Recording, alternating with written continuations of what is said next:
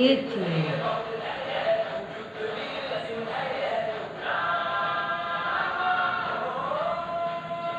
এই যে দেখো আমার বৃষ্টি খুবই ভালো, খুবই শান্ত স্বভাবে। ও শুধু সারা ঘর ঘুরে বেড়াবে,